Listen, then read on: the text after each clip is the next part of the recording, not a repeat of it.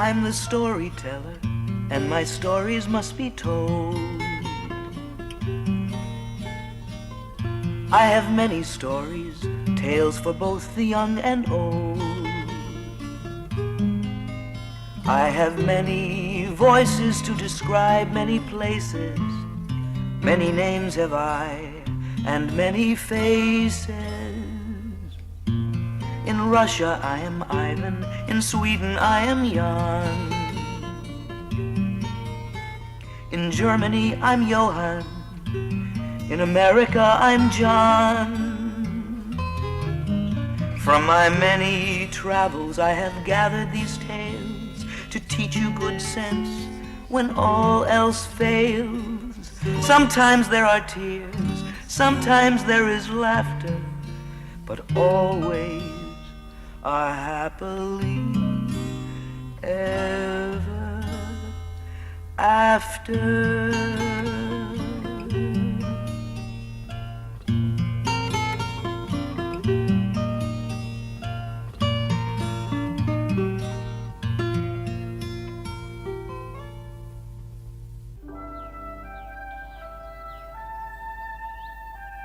Long ago and far away in a green and mountainous land, there lived a young lad called Jon.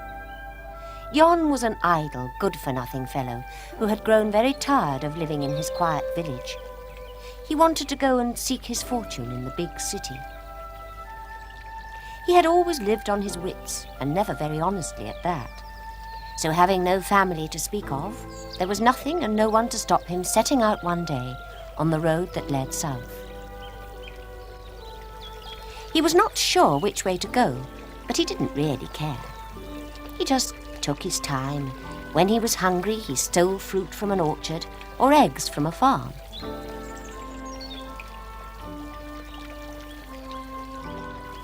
And when he grew tired, he would rest and sit and daydream about life in the big city.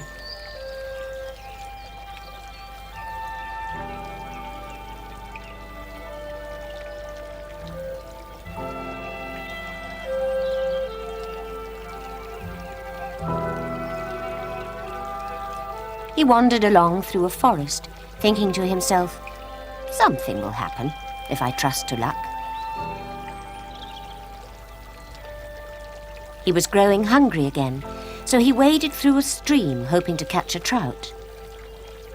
But try as he might, the fish were faster than he was.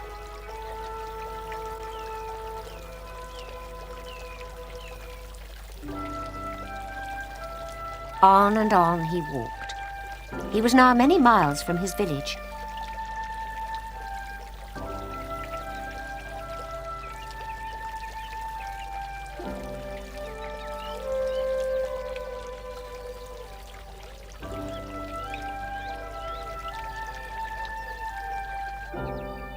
At last he came to the edge of a forest where there was a beautiful lake. It was clear and cool and blue, and great rocky hills towered behind it.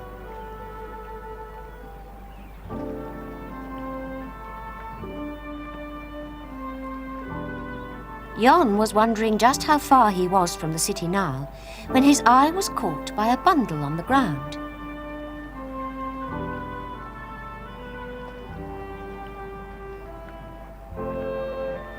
It was a bundle of clothes. Looking round to make sure that the owner was not about, Jon quickly picked up the clothes and hurried away into the bushes to change. To his great surprise and joy, he found himself dressed in a priest's robes. Anyone else would have put them back, but not Jon. They fitted him perfectly. And as he looked at his reflection in the lake, he decided he made a very fine priest. What luck, he chuckled. People are always kind to priests. I shall do very well. And he began to practice making blessings as he walked along.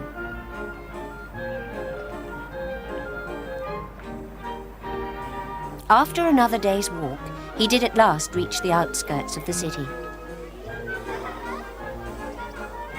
He was delighted, for everywhere he went he was treated with great respect. People seemed to welcome his blessings. He did find the long skirts of his robe a trifle awkward. But when people stopped and gave him alms, it was all worthwhile.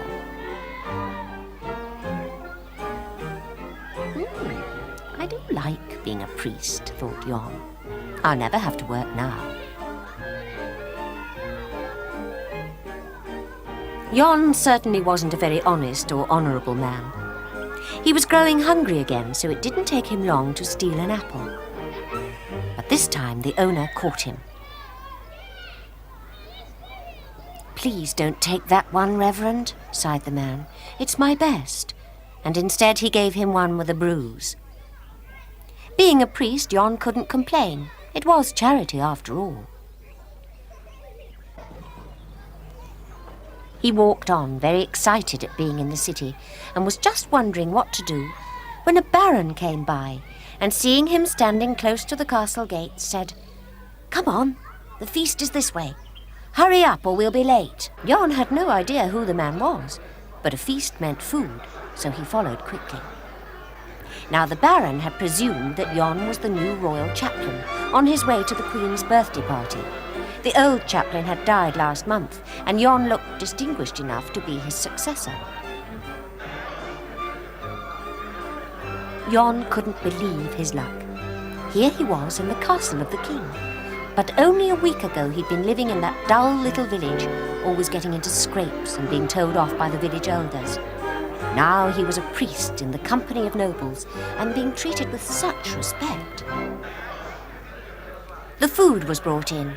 Jon's mouth watered as he watched the servant girls carry in large plates of roasted meat. He certainly wasn't going to miss this feast. Even if he was caught, he would enjoy himself first.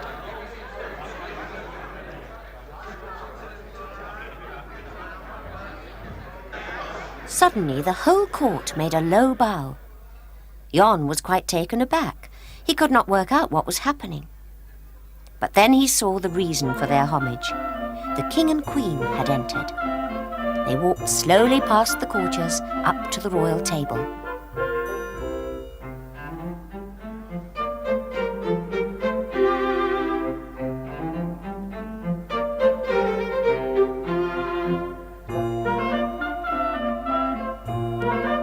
The king sat, and the courtiers followed suit. Jon found himself at the far end of the table. Now, although it was the Queen's birthday, she didn't look very happy. Indeed, she was very sad, for her favourite necklace had just been stolen. The king was upset too, and he announced to the court, "It is most distressing that my wife's birthday should be spoilt by the theft of her necklace. Let us pray that God sees fit to reveal the thief and make this truly a day of joy. There is a reward for him who discovers the culprit."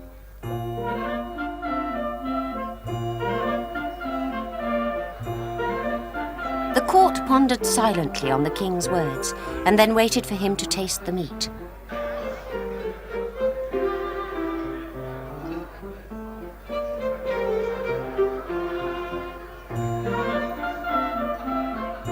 The banquet began. There were many meats and fine wines, and plate after plate of delicious dishes were set before the guests. It was truly a feast fit for a king. At first, no one talked very much, luckily for Jon, as they were all too intent on their food. Jon had to keep pinching himself to make sure he wasn't dreaming. Never in his whole life had he tasted such delicious fare. How he wished the village elders could see him now. How he would laugh at their expressions.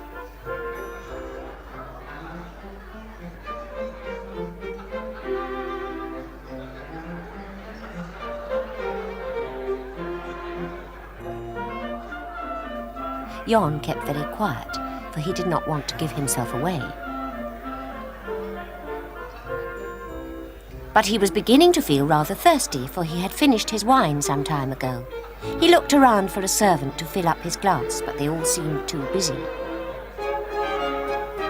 Finally, Jon stopped one.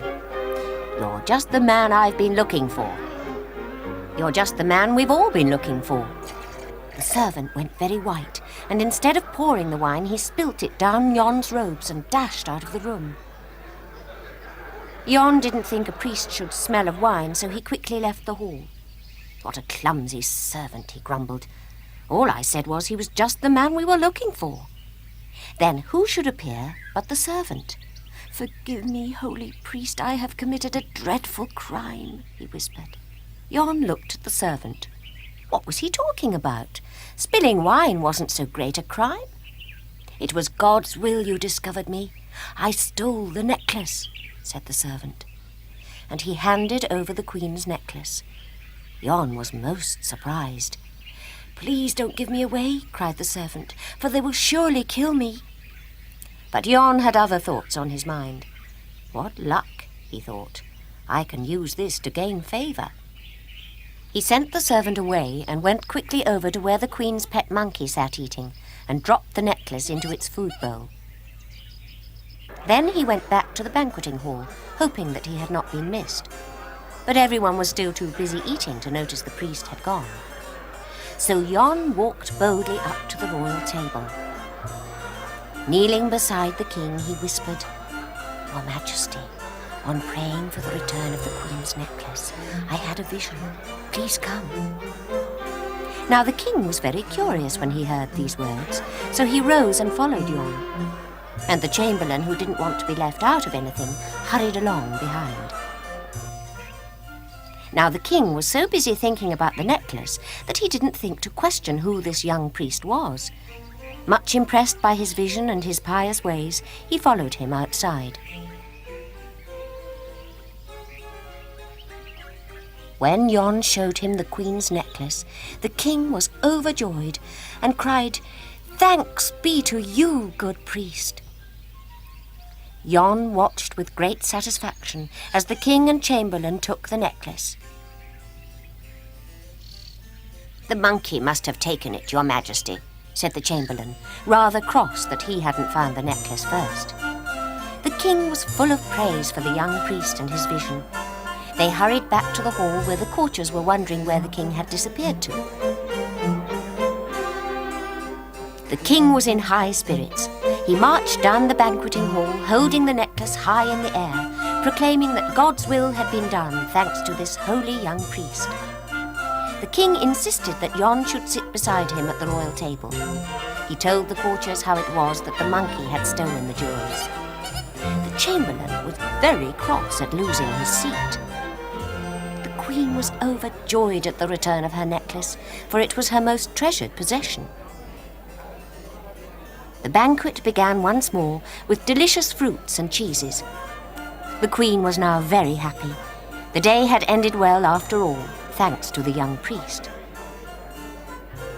The king was very keen to reward Jon for having found the necklace. But Jon wanted nothing, just the chance to serve the king and his people. The king was most impressed with the young priest's piety, and he decided that Jon should be made his royal chaplain. Jon was very pleased. That was exactly what he wanted. Now he could live in the palace in great comfort with plenty of good food and rich and noble people to converse with. Never again would he have to worry about how he was going to get enough money to live. Never again would he have to think about work. Well, that was what Jon thought the day he accepted the king's offer to become royal chaplain. But he did have to work. He had to carry out all the duties of a priest. It was all quite scandalous, since he had never been trained. But that didn't stop Jon, and being quick-witted, he learnt quickly. He had to preach sermons in the royal chapel. At first his sermons were most peculiar, for he made them up as he went along. And when he couldn't think of what to say, he would mumble into his robes.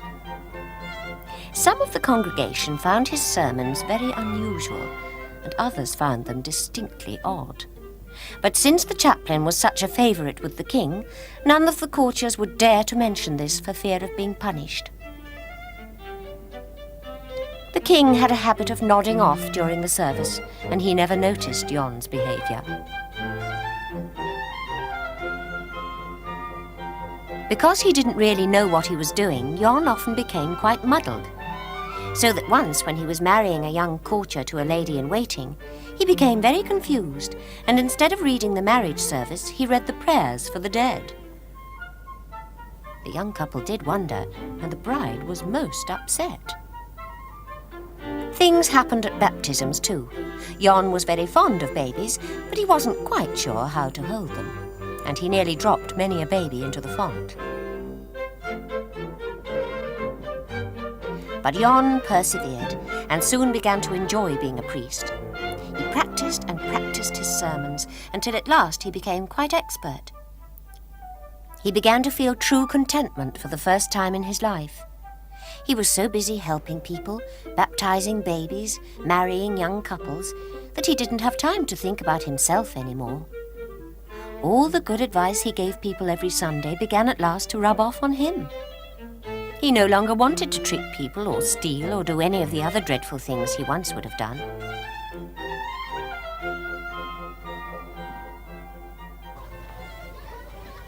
Now he received true pleasure from being able to share his good fortune with others less fortunate than himself. And now he wanted for nothing, so he happily gave away what he had, something he would never have done in his old life.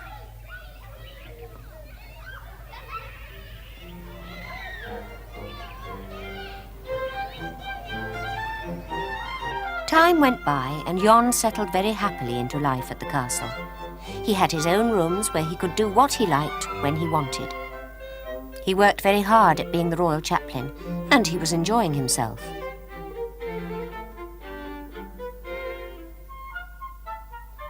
He still wasn't quite like any other priest who had been in the castle.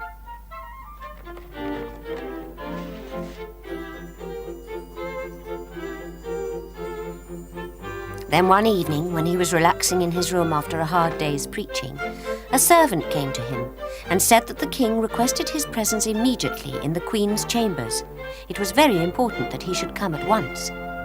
Jon wasted no time and hurried away to the Queen's chambers. It happened that the Queen was with child, and since it was to be their first child, the king was very anxious to know whether he would be blessed with a male heir. So this was why the king had called for Jon, since his royal chaplain obviously had second sight, for how else would he have known where to find the Queen's necklace?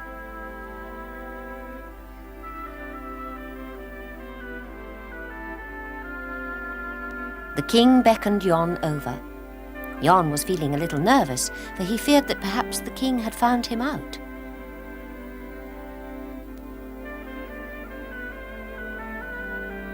"Chaplain, I wish to know if the Queen will give birth to a boy," said the king. "It is most important." Jon was lost for words for a moment. Then he said, "Your Majesty, before I can say anything on the matter, I must retire and meditate. I will have the answer by tomorrow noon." The king was rather cross when he heard this, for he wanted to know right away, and he dismissed Jon rather grumpily. Jon hurried back to his rooms. What was he going to do? He had no way of telling whether the Queen's baby would be a boy or a girl. The king would expect him to give the right answer, and if he were to fail, who knew what might happen? He was bound to be found out.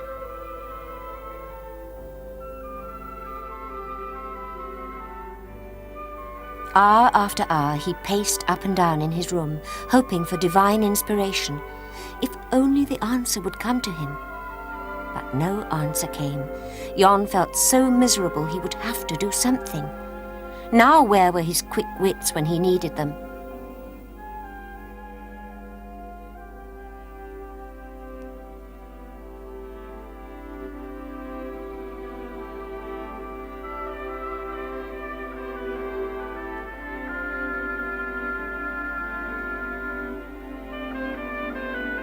At last, he could delay no longer. Bowing to the king, Jon said desperately, "I fear, Your Majesty, that the vision wasn't clear. It appears that on the one hand, as though a son would be born, but then, on the other hand, it could be a daughter." This only made the king very annoyed. What kind of a woolly-headed answer was that? He had thought the chaplain to be a man of vision. Jon returned to his room in real despair. How much he had changed from the dishonest young man who had made his way into the castle so many months ago. He enjoyed his job helping others and had no wish to return to his old ways. But now it seemed that the king no longer favoured him, and who knew what might happen to him when the child was born.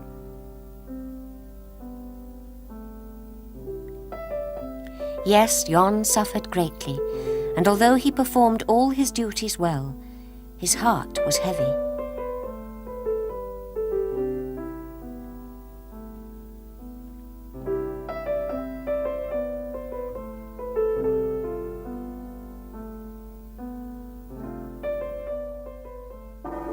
Then one day he heard the sound that he had been dreading for so long, a peal of bells to announce the arrival of the royal child. Now I shall certainly be dismissed in disgrace, Jon thought sadly to himself. And sure enough, Jon was summoned by the king to the queen's chambers. He went with a heavy heart. He knew he didn't deserve it, but he did ask God to protect him. The doctors were just leaving as Jon entered the room.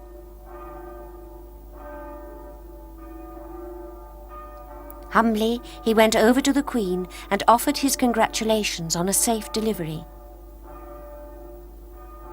The king said nothing, but came solemnly over to where he stood. Then, wonder of wonders, he embraced Jon. Jon was quite taken aback. "Congratulations, my royal chaplain," cried the king. "Your vision was indeed correct. You shall be created archbishop." Then Jon understood, for he saw the nurses were each holding a baby. The queen had had twins, and yes, one was a boy and the other a girl. Jon was overjoyed, and he thanked God for answering his prayers. Everyone was delighted. The king was delighted he had a son, the queen delighted she had twins, and Jon was delighted his vision had been right after all. In due course, the royal twins were christened by the king's archbishop, now a much respected figure throughout the land, for his goodness and holiness.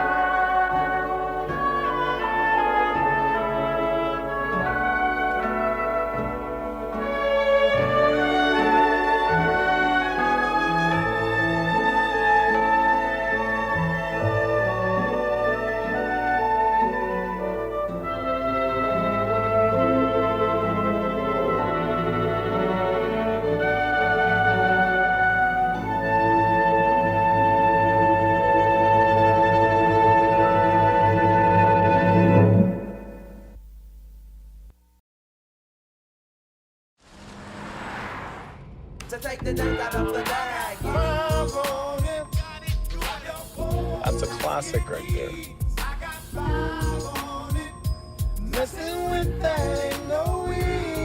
What does I Got 5 on it mean? It's about drugs. It's not about drugs. It's a dope song. Don't do drugs. Get in rhythm. There you go. There you go. Can't believe how big they've got. Did you hear Gabe got a boat?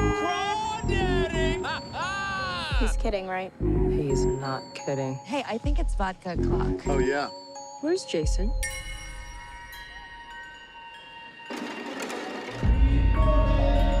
Jason? Jason!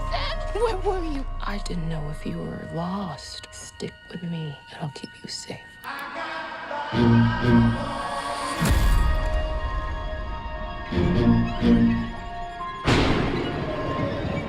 There's a family in our driveway. It's probably the neighbors. But y'all scared of a family? Hi, can I help you? Zora, put your shoes on. If you want to get crazy, we can get crazy.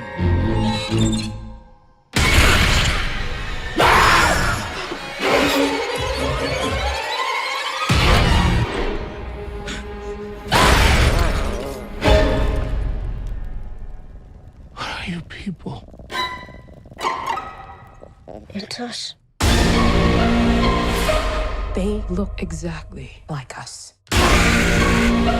They think like us. They know where we are. We need to move and keep moving. They won't stop until they kill us.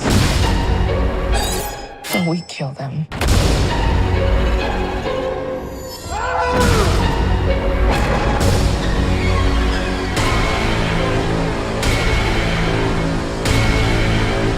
Be careful.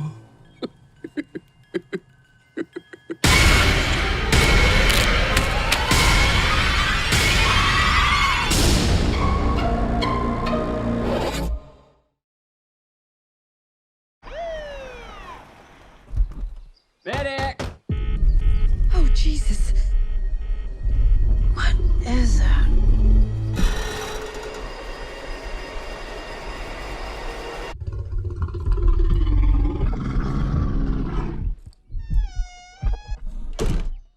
Beth, we should go. Millions of dollars worth of cocaine fell from the sky this morning in Knoxville, Tennessee. There's more of this out there. They dumped it somewhere. I'm looking for my daughter. Forest is a dangerous place. Hey, Henry, check it out. Something got into it. A deer, maybe. A lot of cocaine was lost. I need you to go and get it. No, don't eat that, don't eat that. Let's see what kind of effect that has on you. The bear. It fucking did cocaine. A bear did cocaine. There was a bear. A bear? It was far. Hey, that's inappropriate.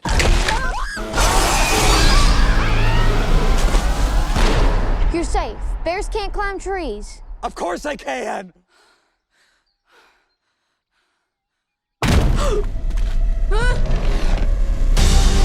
Higher, baby. Oh, shit. Get higher, baby. It kind of seems like the thing that stays with a man forever. Apex predator. High on cocaine. Out of its mind.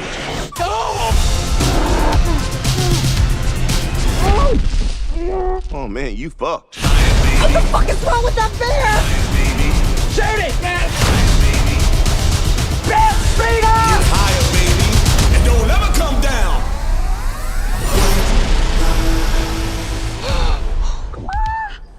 We have such good luck in nature.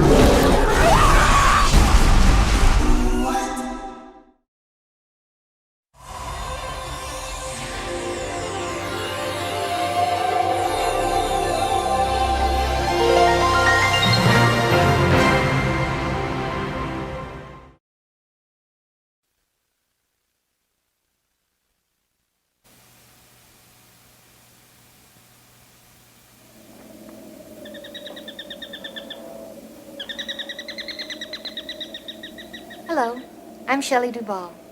Welcome to Fairy Tale Theater. Join us for tonight's tale about a boy who didn't know what fear was until he met face to face with... Oh well, you'll find out soon enough. From the Brothers Grimm, The Boy Who Left Home to Find Out About the Shivers.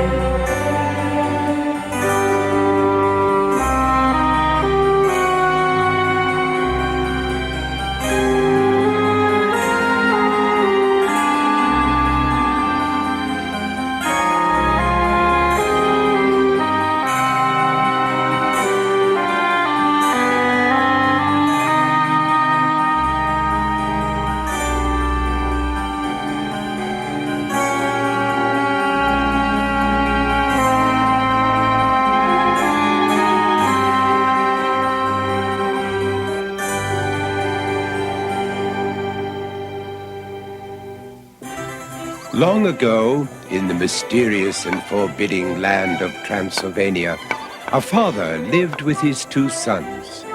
The elder was like everyone else in the village, scared of his own shadow. But the younger one was innocent and unafraid of anything. This troubled him because it made him feel different. 20 years. Well, that's almost $200. You'd have enough to build an addition onto the house or buy a horse and cart. What do you say to that? I don't think they made this thing properly. What are you doing? I'm fixing the ladder. But you're standing beneath it. Kiss the rabbit's foot. It's just a ladder. Hurry! What? That's better. Younger brother, when are you ever going to learn? What's that? This sword-holding business is killing me. Hi, Father. Who said that? Oh, it's you. How many pounds today, Father? If it's 3, it's 300. The Count's building a new indoor riding ring. Wow, let's see. 300 at 8 per, minus cost. Why, that's over $15 profit, Father. At this rate, we'll be able to hire an assistant. We wouldn't have to if someone else around here had any common sense.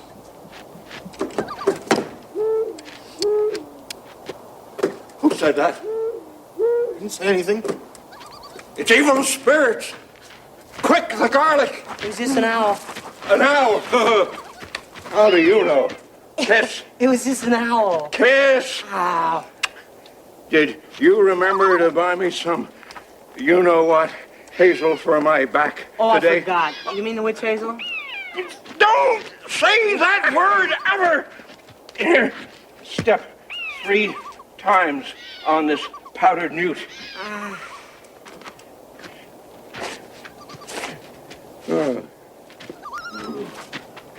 You're so stupid. Oh, yeah? Yeah. Oh, look, a spider. Where? Here.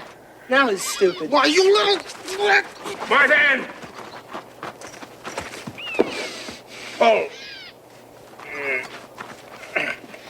Now the other one. How would you like to go out and get me some you-know-what, hazel, son? Now? My back is killing me! But it's getting dark soon, and I have to cross this cemetery to get to the apothecary. I won't go, Father. Even the thought of it gives me the shivers. Oh, Father, send me. I'd like to go. I'd like to get the shivers. Forget it. It's too late. Besides, you probably get lost anyway. You never had any sense when it comes to avoiding bad luck. Father!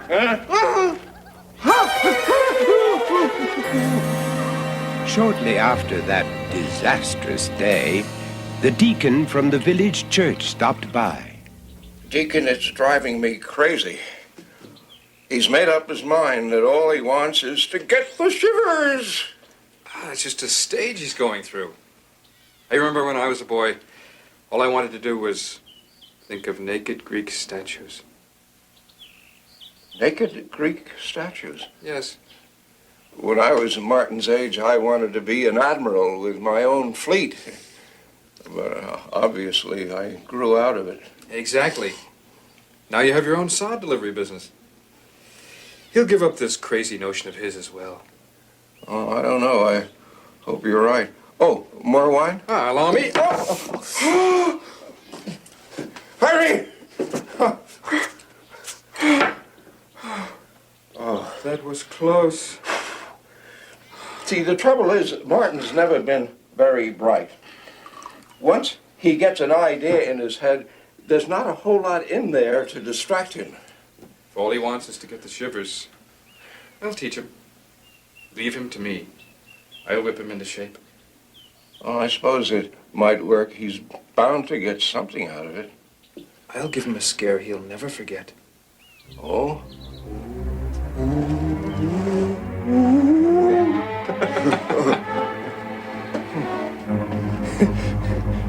So Martin was given the job of ringing the church bell. Each night, the deacon awoke him to climb the steeple and toll the bell at midnight.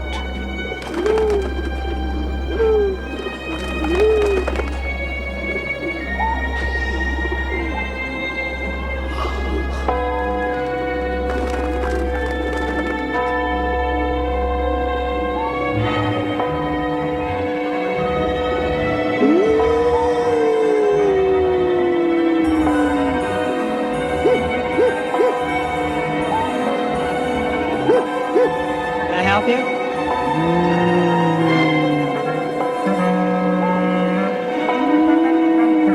You're trespassing on church property. You know that.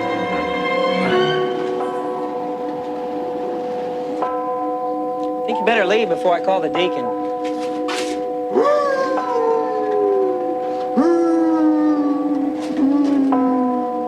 Now look, I don't know what you want, but I'm telling you for the last time, either tell me who you are or else. Well, that's it then.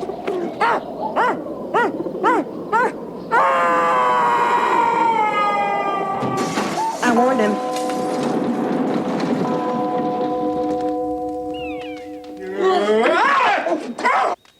Perhaps this cocaine will help you. Hi, Father, I got your witch hazel. The devil must have put you up to this. What have I... Heavens above, you bring nothing but bad luck to this house. I can't stand the sight of you. You give me the shivers. What? Here. Here's $50. Father, what have I done? Did I just... Take them and go out into the world and never tell a soul where you come from or who your father is. You mortify me. And that goes double for me too, blockhead. Was it... Ow! What? Ow!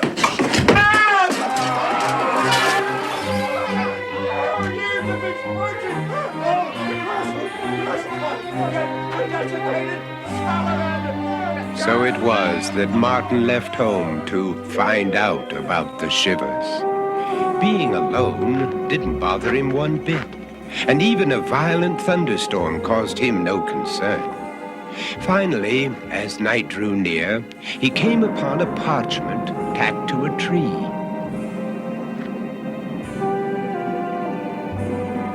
It was an official notice from King Vladimir asking for a brave young man to rid his castle of the evil spirits that haunted it. Sounds perfect. For further details, he was to inquire at the Steak and Brew Inn.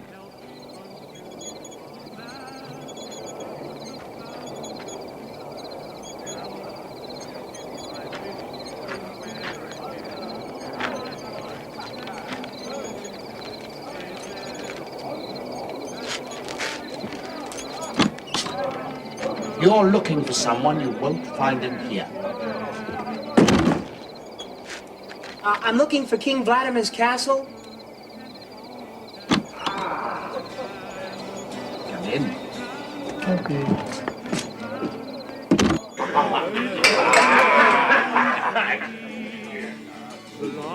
I thought I'd go to the haunted castle, so, try my luck.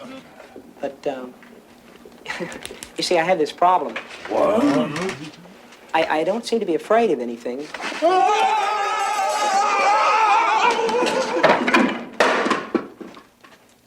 Did I say something wrong?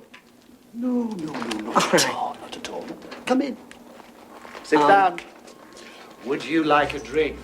Maybe just a... Yes, of course. Ah, my dear. Another customer. Can I see Father? No, you may not. Now off to your room. Every time a new one comes, it's the same thing. I have to go to my room.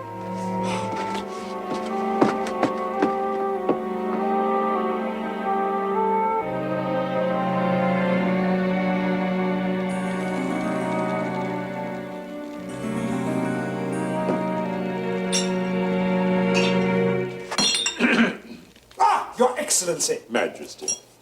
May I present King Vladimir II. The fifth. The fifth. He's the son of Vlad the Impaler. Oh, hi, hello. I'm Martin Jr. I'm the son of Martin Sr., the sod hog. Oh, God, I wasn't supposed to say that.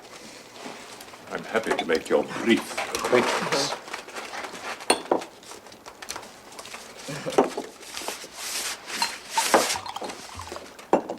When you're ready.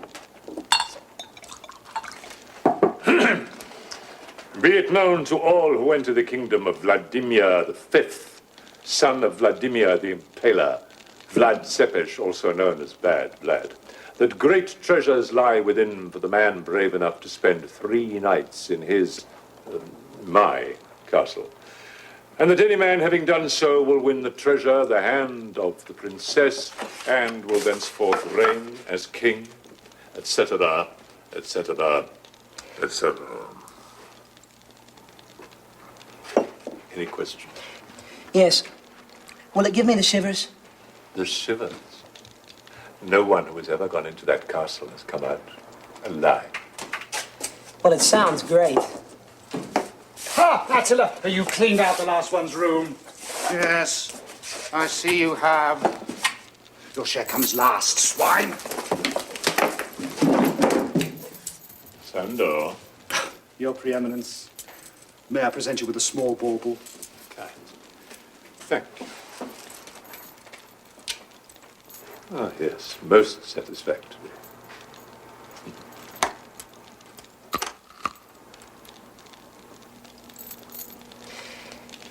Well, when do I start? This very night. But let me tell you that the others had a great deal more going for them than you do. Well, taller, I suppose. Would you like some food? We don't want you dying on an empty stomach, do we?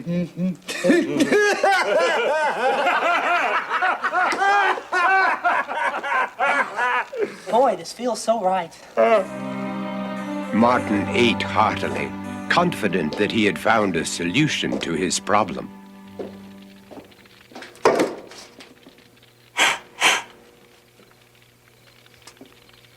Those peaches sure look good, don't they? Yeah.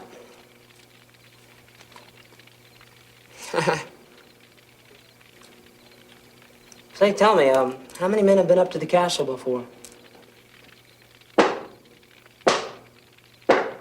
I see. That's really quite a few, isn't it? But it seemed no one was willing to talk about the castle until...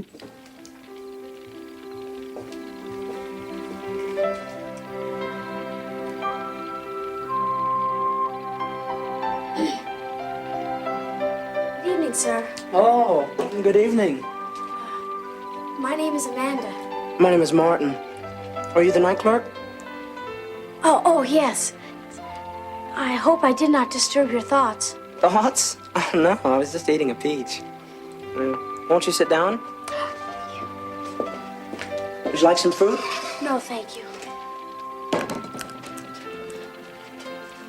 I've come to warn you against going to the castle. You'll only lose your life like all the others. Well, I've got to learn about the Shivers. And this seems like such a sure thing. Do you not want the treasure? Treasure? No. What would I do with treasure? I've never had more than a few dollars to my name.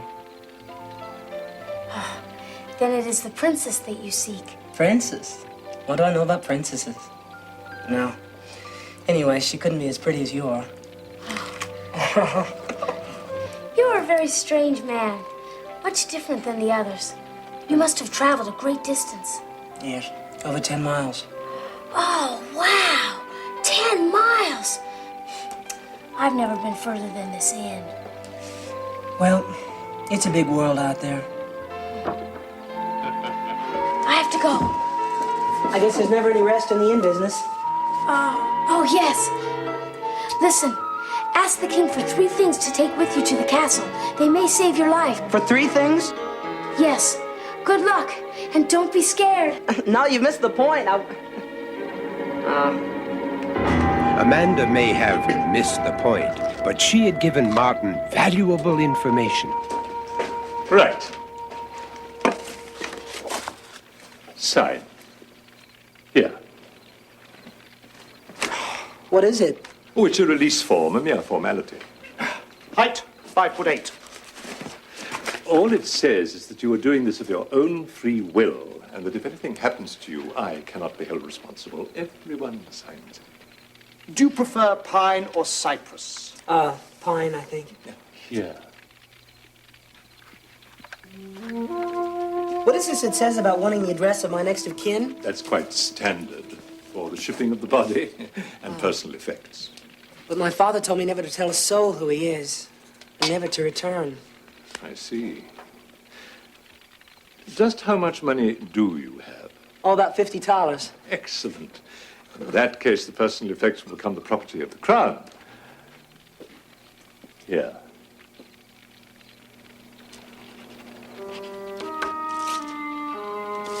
Aren't you forgetting something? The 3 things I'm allowed to take with me?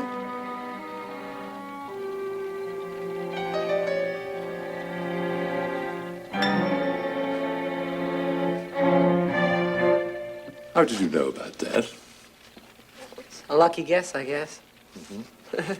Yes. Very well, you may have your 3 things, but remember, they must be lifeless. Well, food, drink. Oh, and a plate to eat on. Brass handles or stainless steel? Martin approached his first evening in the dark, forbidding castle with eager anticipation.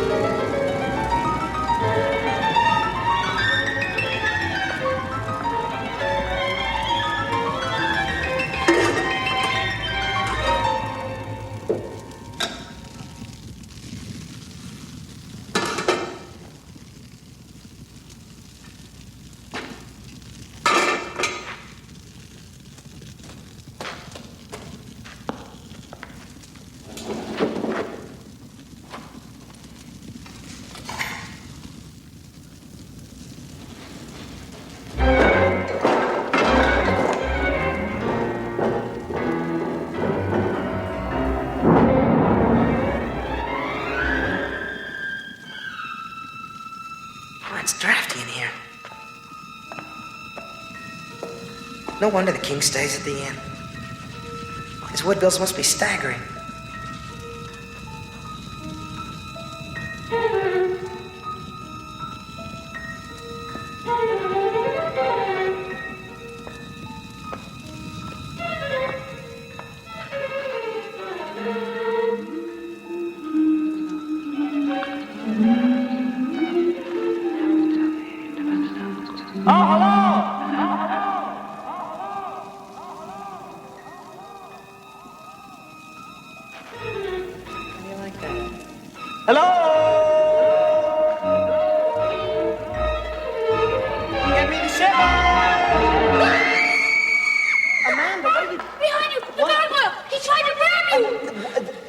This is stone. Amanda, look. It's just cold, hard stone. It's carved into the wall. Watch. I think your imagination was playing tricks on you. I guess. Here, what you need is a little wine.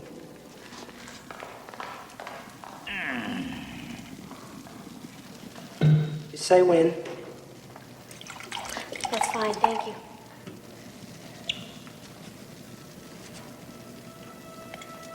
Feeling better? So why are you here?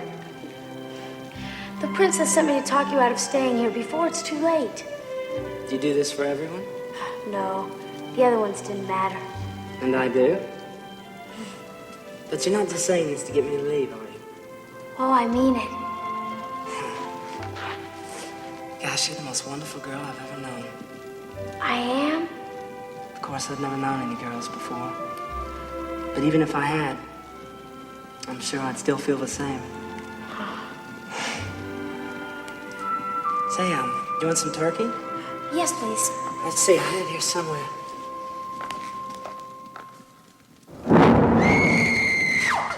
Oh, see, you drank too fast. Oh, the rat? You're afraid of rats?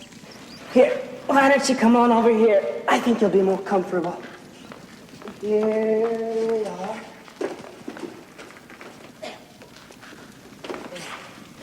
I think you'll feel better once you get a little food in your stomach.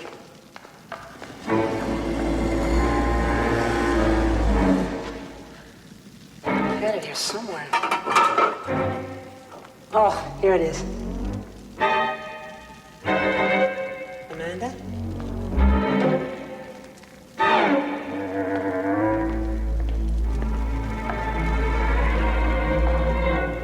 Amanda.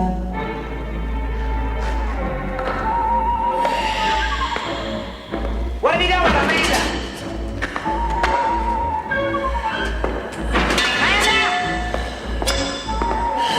Amanda!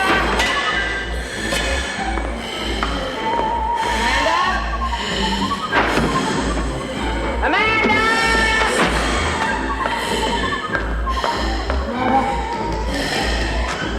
Amanda! Oh, look, it's fire. Obviously, you heard that one.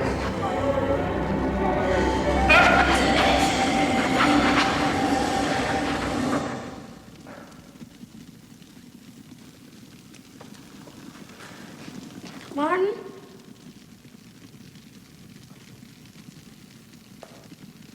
Martin? Martin, where are you?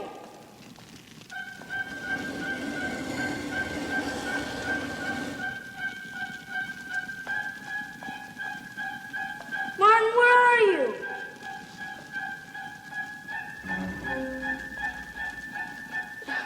Martin, please come out.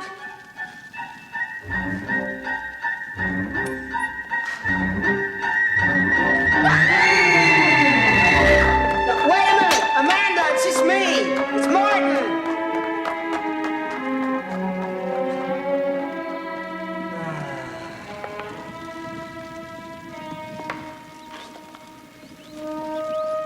I'll tell him I'm the only one I know. Can't get the shivers.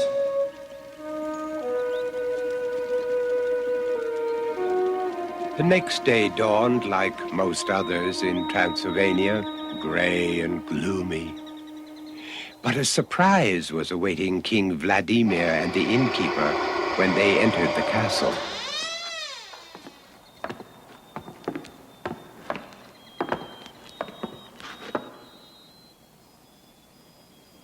What a pity. And such a handsome boy. And worth 50 thalers to boot.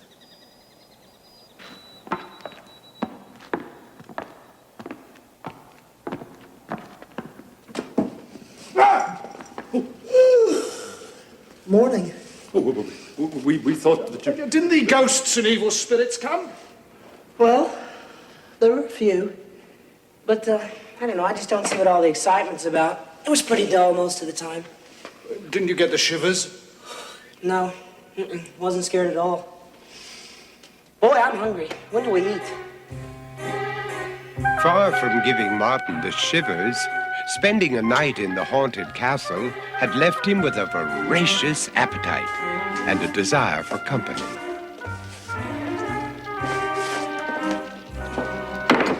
Thank you.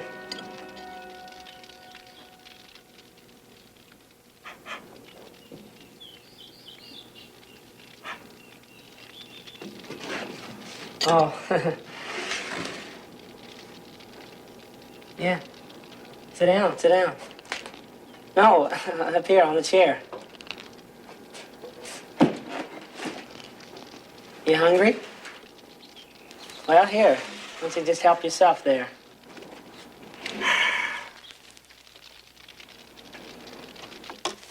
you ever feel bad because people think you're different?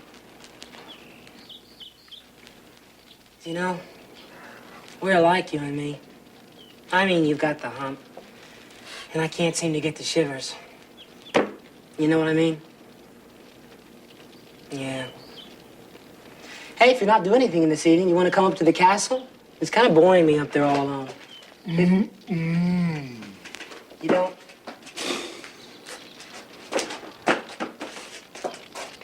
Oh, you're probably busy. But then night fell, and once again he found himself alone in the haunted castle. Yeah, this is real scary.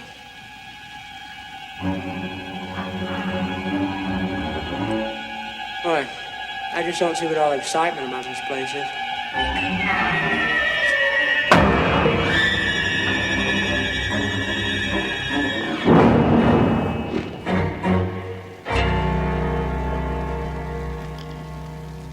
I just don't get it.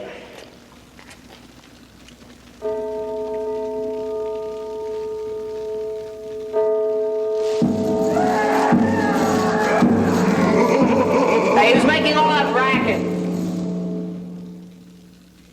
I can't hear myself think around here.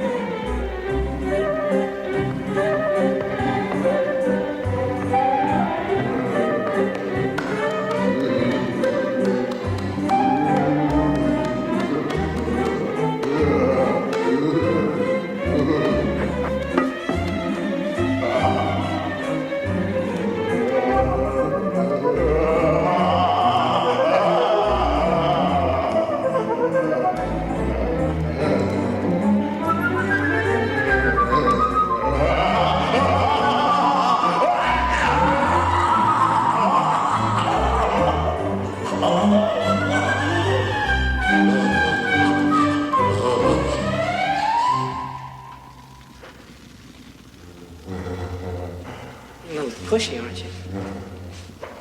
Both of you.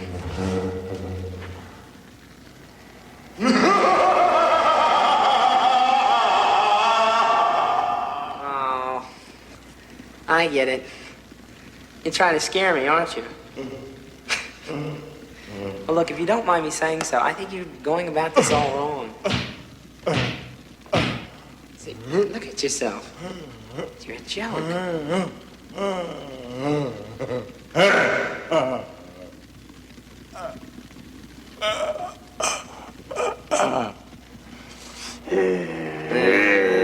Look, stand up, come on, stand up. Yeah, throw your shoulders back. There we go. Don't slouch here. There, you got some height you didn't know you had. Real posture. About your clothes. Well, I don't know. I mean, this is the king's castle. You want him to see you in these? One other thing. About your howl. I think you're using your voice wrong. You want to build from here, right? You want to build from here. Just, sorry. Listen to me. From here. You try it. Yeah, you're building from here. Yeah. Yes. You should be very proud of that. In such a short time, you've come a long way. Yeah.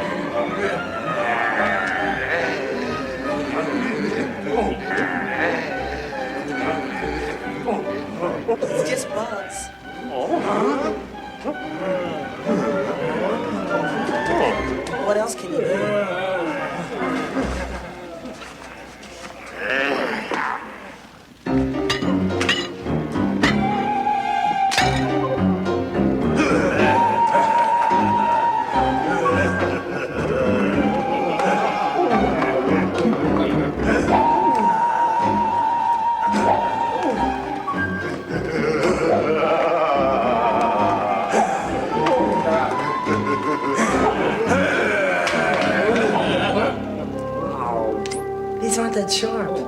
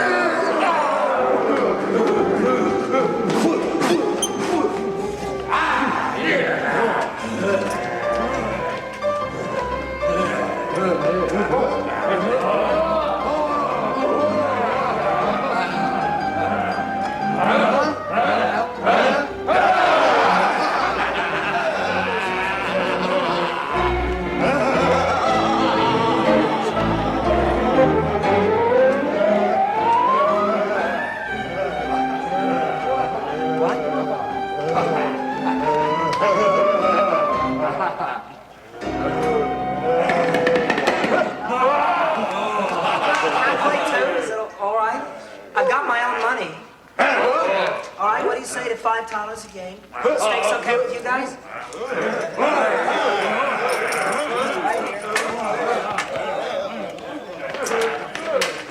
All right, there's just one thing, though. This ball you're using, it's not really round. That's just... What you want to do is you want to get a finger in each of these eye sockets. You want to lean back. You want to keep it very close to your body. And you want to bring it back and bring it very low to the surface of the lane and let go. I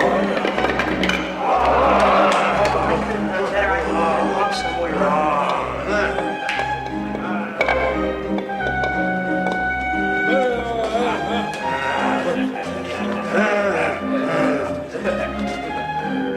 Here's your posture. Watch it. There you go. Bring it back, keeping this parallel to your body, close to your body. Yes. Very good. Very good. That's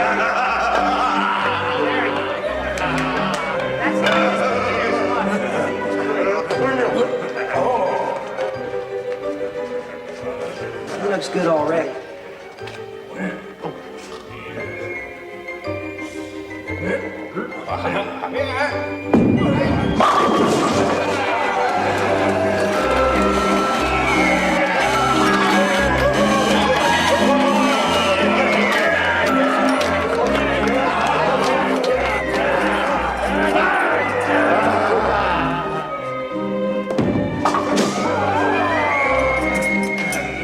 So Martin and his newfound friends bowled into the night.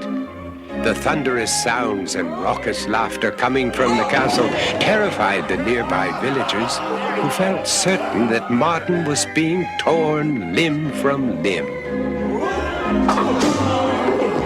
But when dawn finally broke, all was deathly still.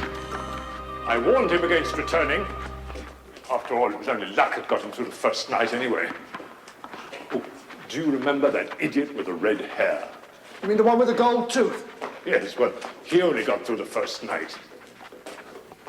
Maybe this one has a gold tooth. I never thought of that.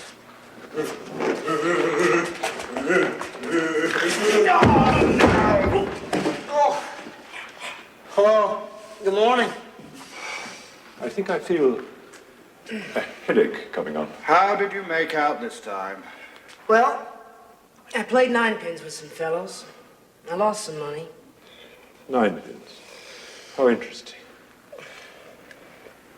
You didn't lose all your money, I trust. No, just a few coppers.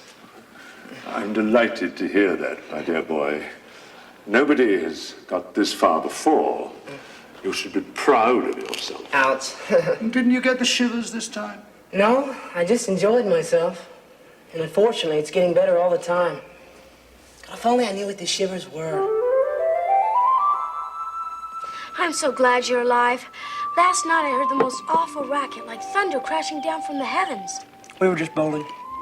Bowling? Oh. None of the others ever had a second meal. Oh, except for the redhead. But I didn't like him like I like you. Why do you like me? I've never met anybody as brave as you in my whole life. All the others were scared just thinking about going into the castle. But you're different. I'm different, I know. I wish I could be scared.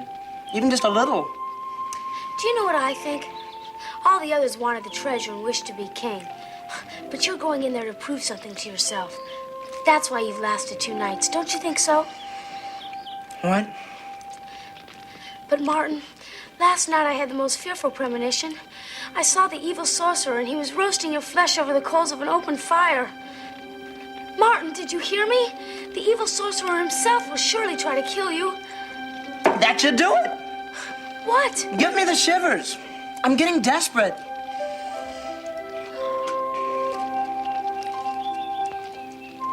Martin, will you kiss me? Sure.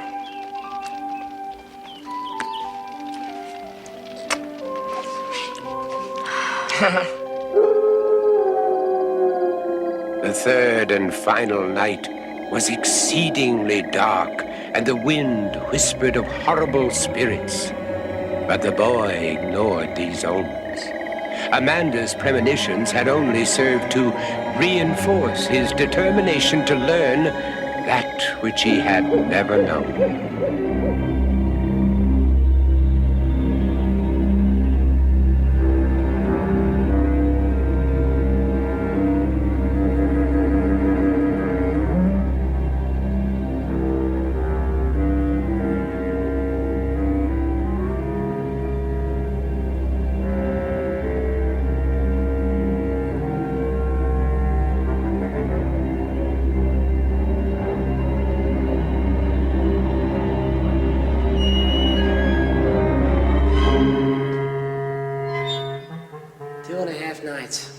Still no shivers. No, not even a tremble.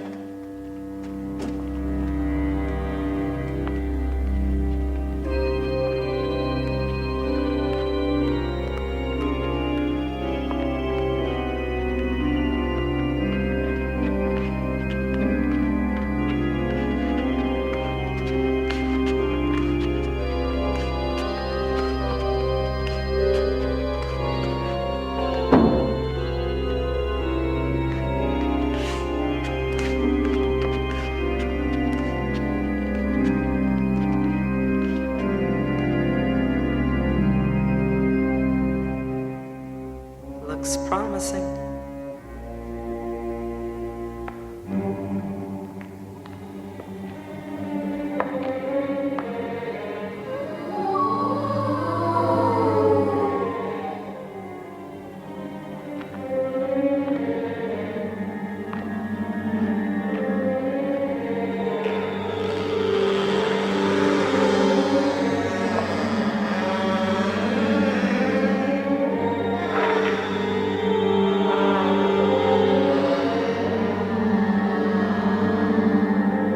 Can't really see in there.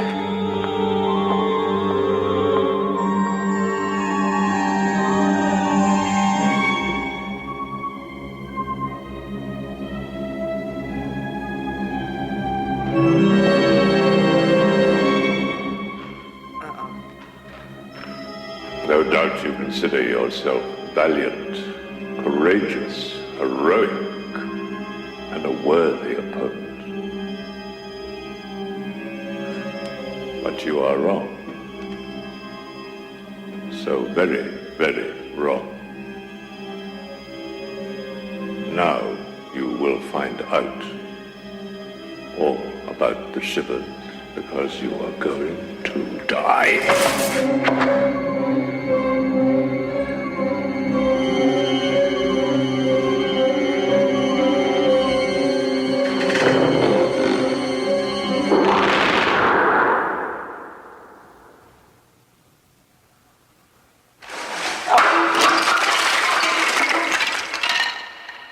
Well, there goes a good antique. You seek fear. I will give you more fear than you have ever known. Well, I've never known any. Silence! Behold your death.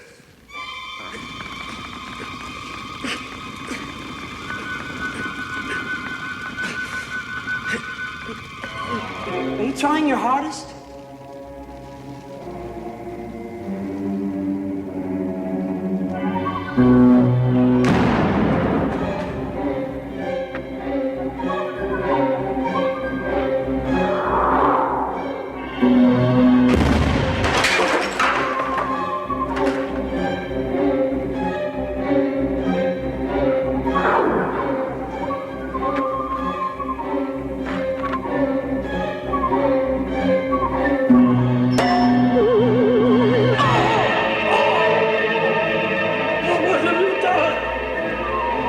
What have you done?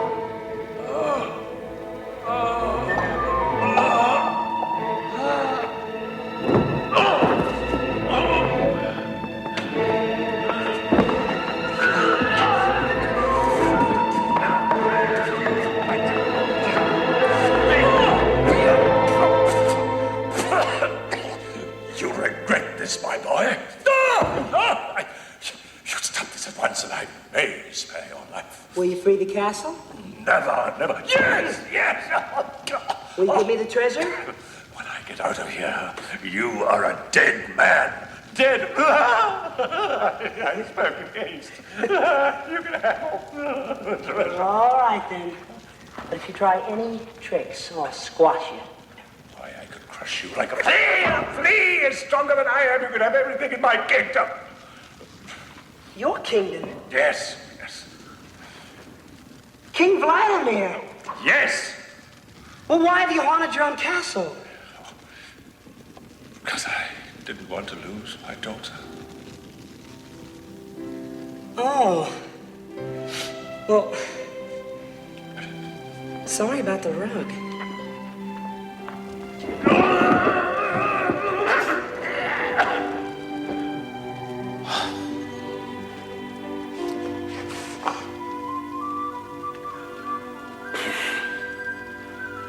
How about best 2 out of 3?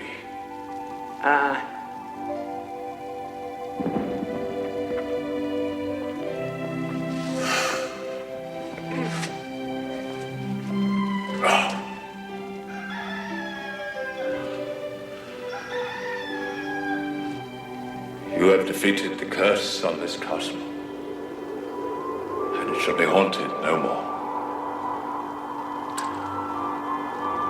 Frankly, I'm sick of the place anyway. No idea how much it costs to heat it.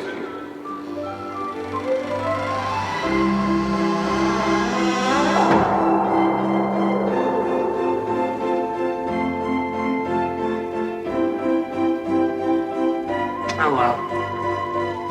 For the first time since the villagers could remember, the day dawned sunny and bright. Martin was unaware of it, dreaming as he was of failure in his quest. When suddenly... Come along, my boy. Rise and shine. This time I bet you learned what the Shivers are. No, afraid not. Well, anyway, congratulations. You're a rich man now. No. What is this? The bill. Oh, thank you. You're welcome. Now, may I present my greatest treasure?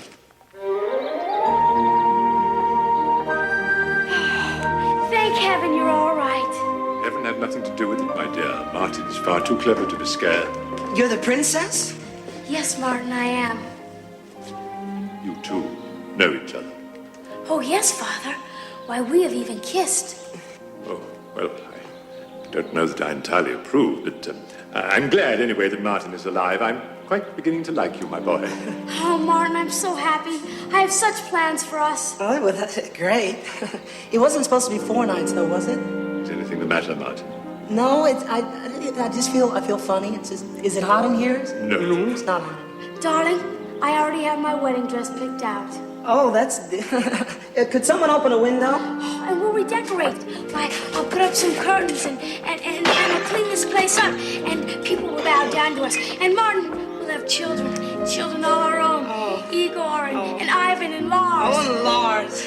Martin, I love you. Oh, Martin, darling, you're shivering. I am? Is it? Oh, I am! I'm scared! I'm terrified! But I don't like this. This isn't nice. So the boy who left home to find out about the Shivers finally did. And in doing so, he learned that what really scared him was growing up and falling in love. I'll stick with the peach. Martin and Amanda were soon married and might have lived happily ever after. But one day... What's wrong, my sweet? Oh, nothing. I don't know. I guess I have the blues. The blues? What are the blues? Well, you know, everybody gets them occasionally. They do? Mm-hmm. The blues? Mm-hmm. Everybody gets them? Well, I've never gotten them. I don't even know what they are. What are the blues? Would I know them if I had them? Martin, where are you going? Well, I'm going to find out about the blues. Oh, no.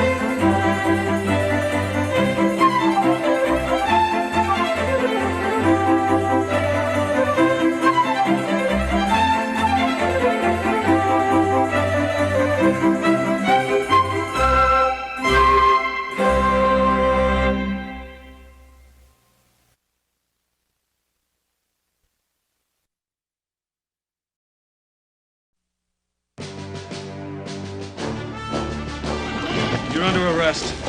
5 of them, 3 of us. Hardly seem fair. Maybe we should give him a chance to surrender. Excuse me, but there's 4 of us.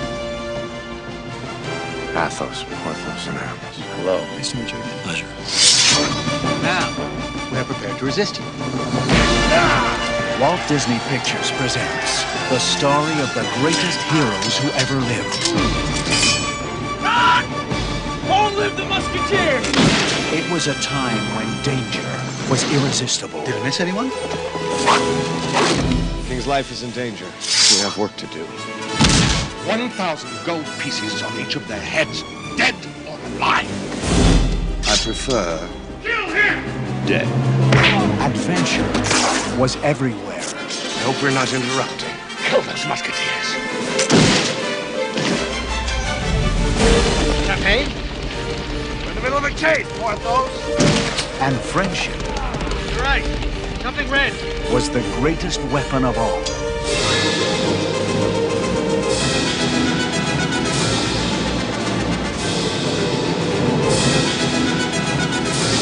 All for one. More for me. Charlie Sheen, We must pray for our sins. Second thought, God's often busy. Kiefer Sutherland, Save the king! Chris O'Donnell, Want a mission for the king? I've heard that before. Oliver Platt, That's it. Next time you drive. Tim Curry, Snap of my fingers, and you could be back on the block where I found you. and Rebecca De Mornay. And with a flick of my wrist, I could change your religion.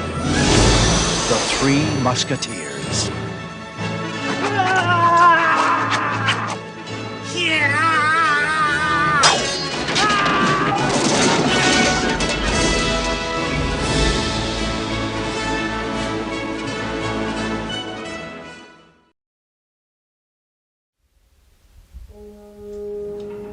To some, it was the fulfillment of a dream.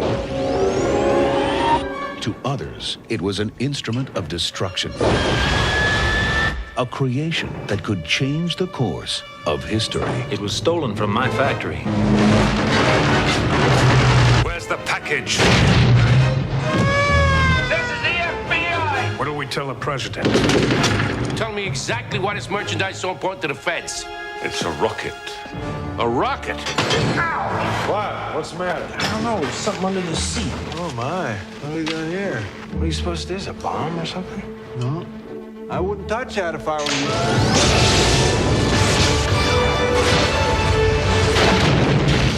How do I look? Like a hood ornament. Stand clear. What was that? A flying man!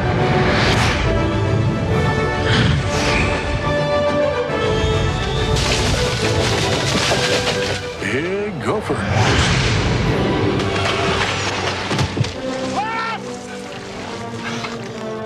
Are you trying to kill yourself? I like it. Uh-oh, we got company. You steer, I'll push. For what?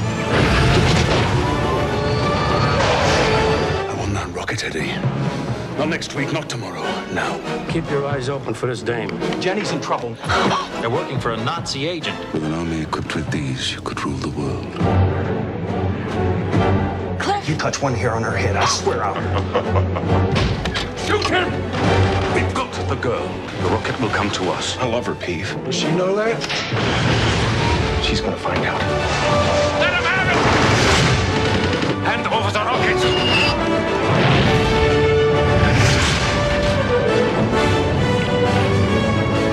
The Rocketeer. Go get him, kid.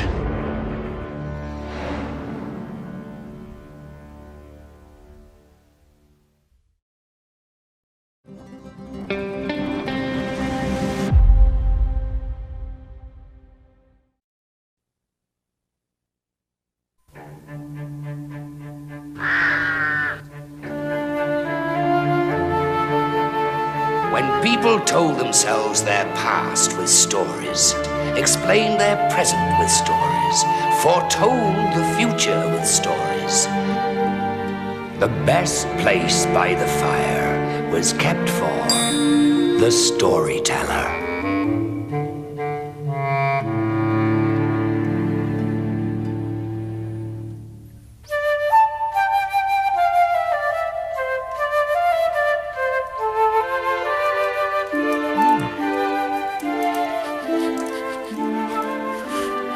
What's in your bag?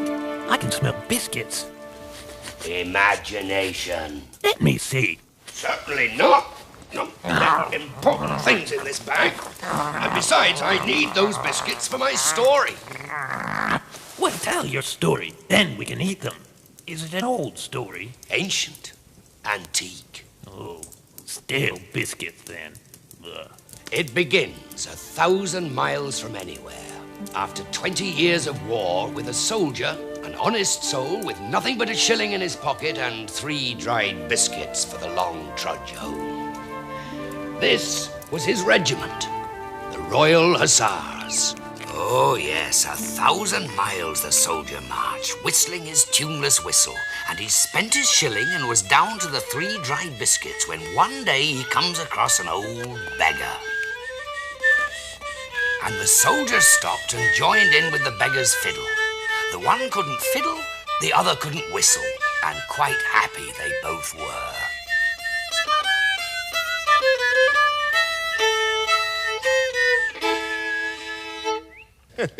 A merry tune. Is it worth a farthing? More. Though I can give you nothing. I do have a biscuit you can have. And you're a good man, Father, and I'll thank you. Go on, eat. You're a good man who deserves a better whistle. And off the soldier went and took up with his tuneless tune, but funny, peculiar, and strange indeedy. He had a whistle like... Well, imagine what rubies would sound like if they whistled. And he kept it up all the way down the road until he met another old boy down in his luck and worn at the edges. And this old man, he played knick-knack on his drum. And the soldier stood and whistled his ruby whistle and did a little jig in his weary boots, a stumble and a hopping. And then he swaps a second biscuit. And now look at his dance. Oh, yes, a fine terpsichore. Good as new, was skipping a hop down the road. At length he comes to a third old soak, worn to a whisper and playing a game of cards by the road. And the soldier looks as the fellow shuffled the pack and dealt out the cards, one after the other, a perfect hand, and gave him a huge clap. A splendid game. Worth a farthing? More, though I have nothing to give you. Now, the soldier had but a single biscuit in his bag, and he was hungry as heck, so he thought on it. But I have a biscuit you can share with me. And the soldier held out his last dried biscuit and broke it in 2. But it didn't feel good, did it, dearies, to give the old boy less than the others, so he gave him both halves. You're a good man, and deserve more luck than to be on your last biscuit. Here, take my cards, Your Honour, and may they never lose for you. Take this sack also. An ugly thing, but remarkable. Order a bird in, or a beast, or anything you like, and it'll be there in a twinkle. And off he went, a skipping, a whistle, and a light heart, and an empty sack, and walked a warm night and a bright day, and came to a river. Keith! Oi! Get in my sack!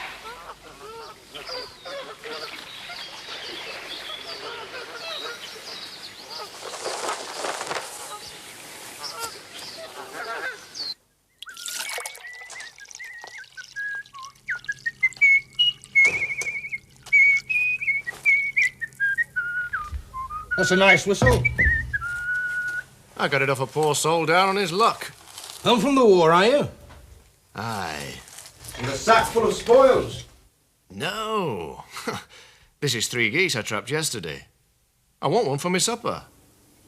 If you'll cook it for me and give me a bed, you can have the other 2 for your trouble. I like a nice bird. Be sure to bring back the sack. And the landlord roasted him the goose in clove and honey and brought it back with a bottle of best wine, and the soldier ate it all and sucked the bones and drank the wine and danced until the morning, when he sank, swam, flopped into bed. 3 days later, he woke up and looked out of the window, and there on the hill he saw a palace. Thought I heard you. Slept well, soldier? Not bad, not bad. Whose palace is that? Why are the windows all smashed? That's the Tsar's palace. It was once a place of waltzes and chandeliers and fabulous parties. Now the devils have it for their card games. Devils? Devils. Every night they tumble in and scream and shout and play at cards. No decent folk go near, they're so devilish. It's a nice palace. Someone should deal with those devils. An army tried. In the morning, there was nothing left but shadows, and that's the truth. These are devilish devils, and gamblers too. I think I'll take a closer look. Well, that's folly. Folly or not, the soldier goes, sack on his shoulder, whistle on his lips, into the palace. And inside, it's very quiet, as if the walls were holding their breath and waiting.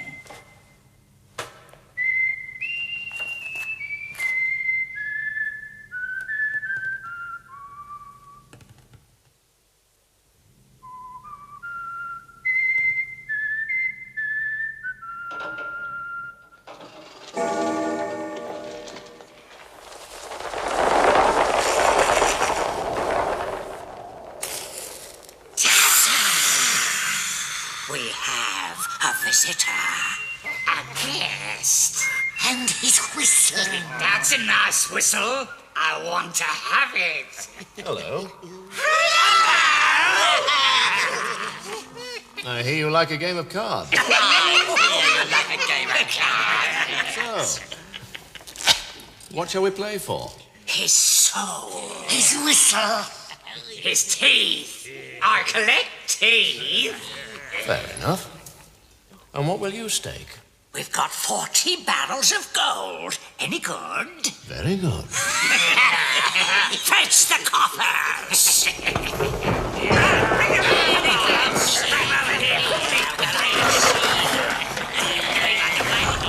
Good. Let's play then. And with that, they settled down to business. The soldier dealt the cards and won. My round, I think.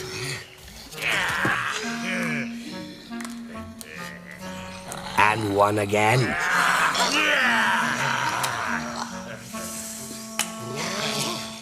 Is he cheating?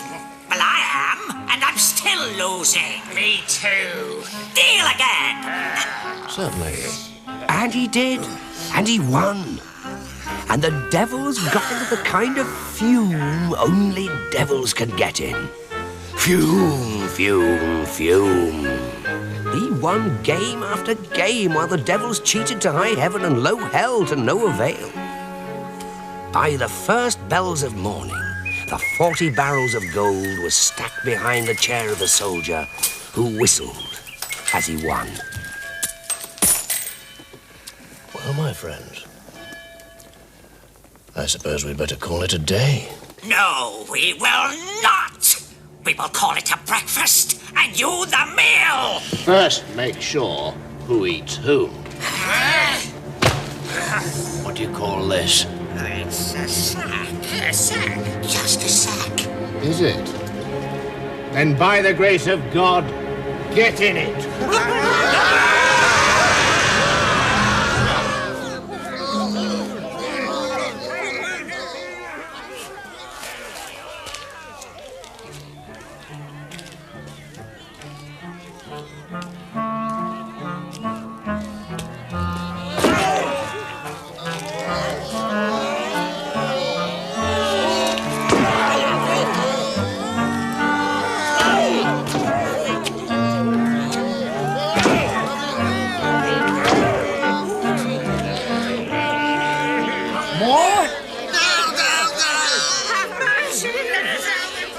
And will that be the end of your mischief in these parts? Let us out, please. We're past to bits.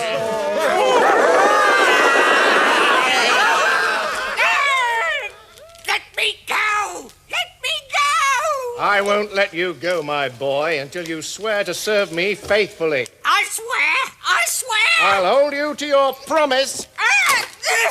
Hey! My foot's come off! That's right. Now off you go, and remember where you left it. The devils rushed to hell and slammed shut the doors for fear of being followed by the soldier in his sack. And they trembled and quivered and fumed, fumed, fumed. But the soldier had no time for devils. He was the toast of the town and the star of the Tsar. But howsoever life smiles on us, the last laugh is reserved for death. Oh, yes. Everything is dandy with our friend the good soldier and his magic sack. Rewarded by the Tsar, he's a rich gentleman now, a husband and a father, lives in the castle. Blessed, caressed, and couldn't be better. Until one day, because fate is fickle, one day, because fortune is cruel, his son falls into a terrible fever. He's worse. And they calls for quacks and apothecaries and healers, and soon the boy's room is full with grey beards and shaking of heads. But still the fever rages, and the boy passes into a swoon. And oh dear, the grey beards are replaced by priests mumbling and praying. And a man in black comes to measure a coffin. Oh, what shall we do? My lips are sore with praying, and my knees are weary of kneeling. And I've lost my whistle from worrying. It's the very devil, I say. The very devil. Now, where the devil's that devil of mine? I'm here, Your Excellency. Where have you sprung from? Not so much sprung as hopped, sir. You have my foot.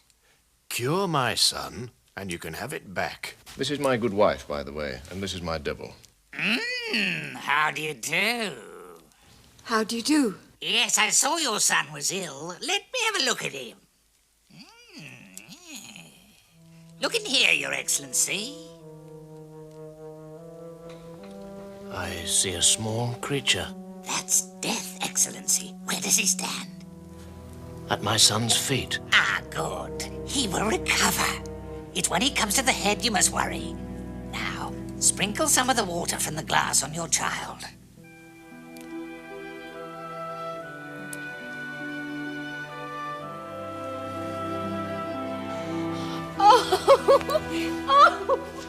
You're a marvel. Well, we do our best. Could I have my foot back then? Most certainly. Oh, thank you, thank you, thank you. Will there be anything else, sir? Give me that glass, and I'll release you from your promise. Really? Oh, thank you. Quite nice black flowers. And so the soldier set up in his new trade as Miracle Man and travelled the world on a camel with his magic glass. Show him a sick man and he would hold up the glass. If Death sat at the foot of the bed, a quick splish-splash and up the invalid would sit pouring out blessings. If Death stood staring at the other end, the soldier would shake his head solemnly and depart, and the relatives would mutter, what a pity, he came too late, and pay him all the same. But as often as not, he left with all happy and amazed and praising him. And it went well for the soldier until one day, far from anywhere, he gets a message from home to say the old Tsar has fallen ill and sends for him.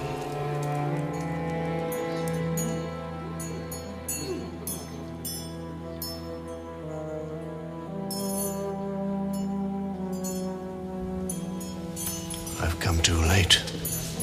You save beggars and thieves and cats and dogs, yet you won't save your master. If Death needs a new friend, I cannot fight him.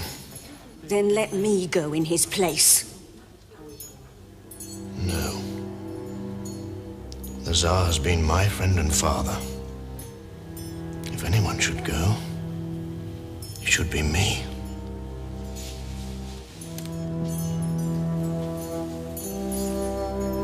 Sir, take me and spare the Tsar.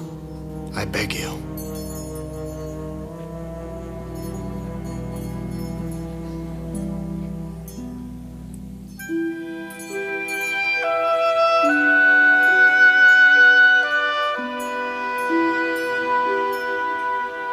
Praise be! Praise be!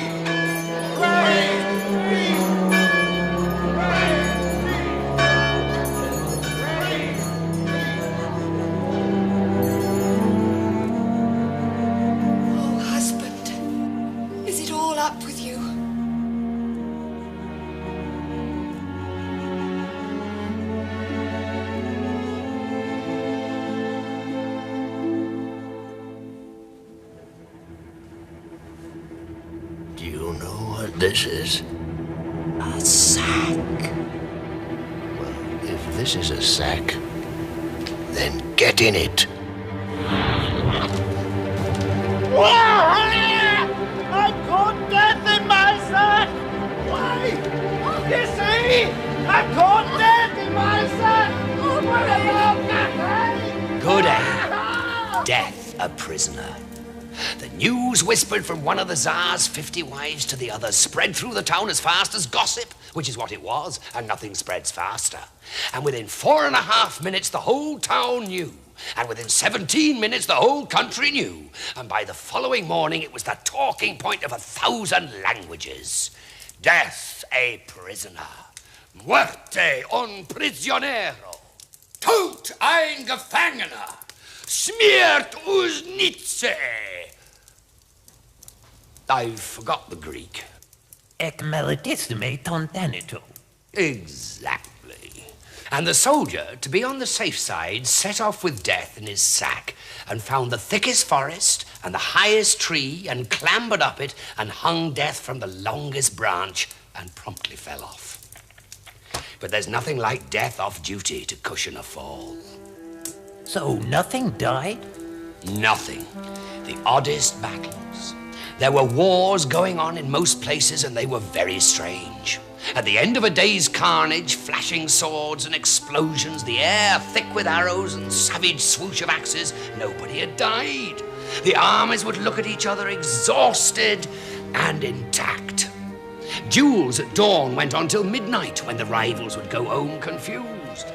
Crossed lovers would throw themselves off cliffs and have a long climb back. And my friend the soldier was the most famous man in the world because suddenly everyone could live forever. He sat in his palace and whistled his ruby whistle. And then one day, looking down from his window, he sees his courtyard full of poor souls wandering. Old scrags of folk barely held together. They were waiting for death. Death's release, and it would not come. And the soldier could not bear their sorrow. Back he went to the forest.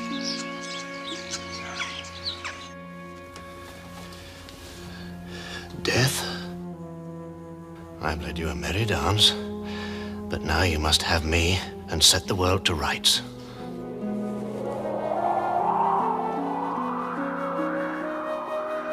Death! Come back!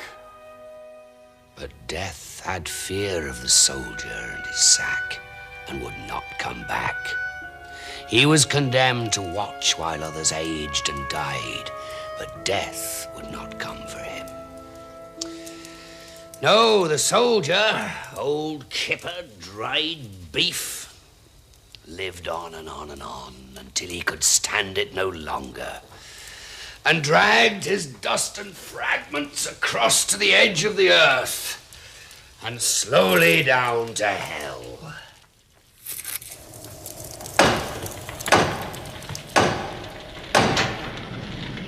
Yes?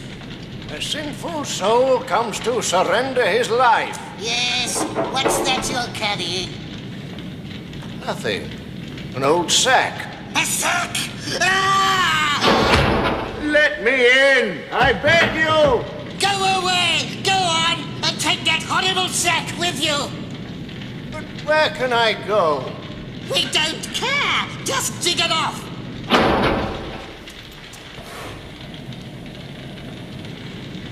I won't go unless you give me a map to heaven and a way in. And 200 souls you've no further use for.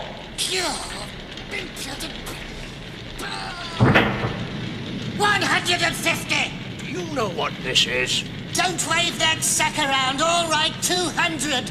Yuck! Follow the map until you can go no further.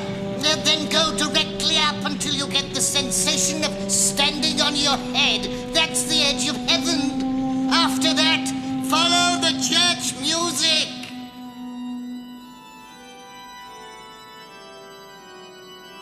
Hope approaches the gates of heaven. I am the soldier who took death prisoner, and I have brought 200 souls from hell in the hope that God will forgive me and let me in with them. The souls may enter, but alone. Go then, and be blessed.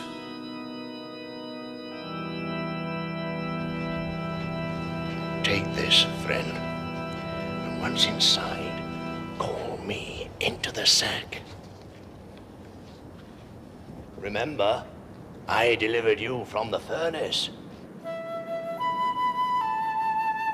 But you see, there is no memory in heaven.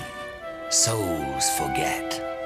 The soldier waited and waited an inch from paradise, until after a long time, forgotten, he turned and walked slowly back to Earth. And for all I know, he wanders still. So sad. Oh, he's a rare boy, my friend the soldier. He's somewhere about his business. You sure? Come on. You can have your biscuit.